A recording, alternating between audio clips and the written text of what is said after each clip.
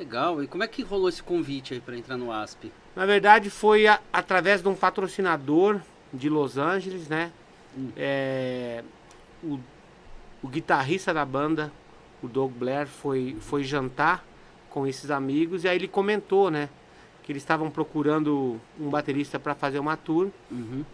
E aí essa pessoa que tinha trabalhado numa das marcas que eu sou patrocinado falou, olha, o Aquiles acabou de se mudar para cá e eu acho que ele deve estar procurando trabalho, né? E aí essa pessoa me escreveu e me perguntou se eu teria interesse em fazer uma audição pro OSP, né? E aí logicamente que eu falei que sim, né? Claro, né? E como é que foi essa audição lá? A audição, eles me pediram pra tirar 3 músicas, né? Uhum. Chainsaw Charlie, The Real Me e Love Machine.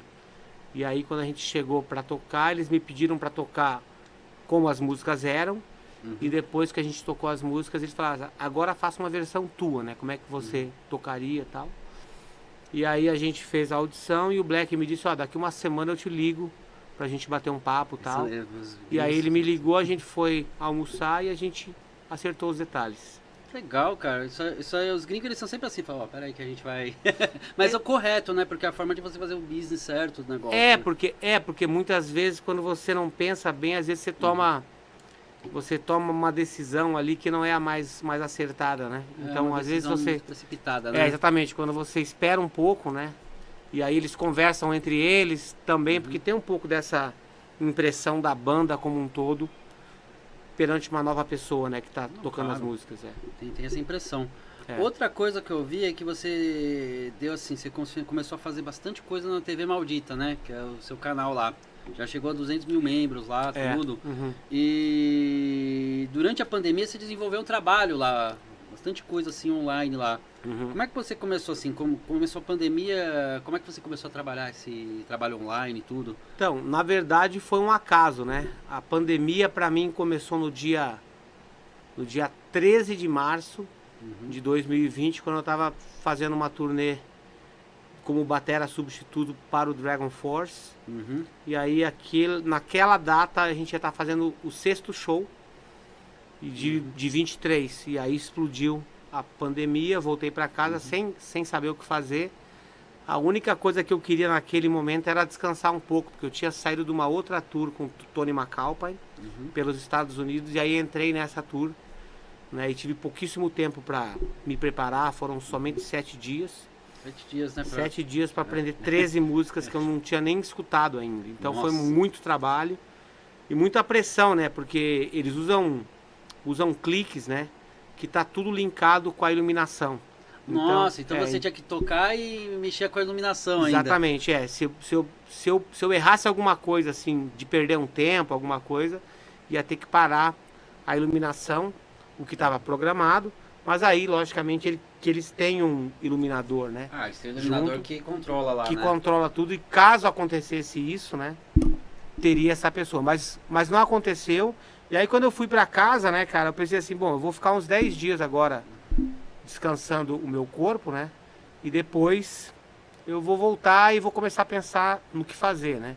Nesse meio tempo, as pessoas estavam muito tempo em casa, né, cara, então começou a rolar um monte de live, né, live disso, live daquilo e tal.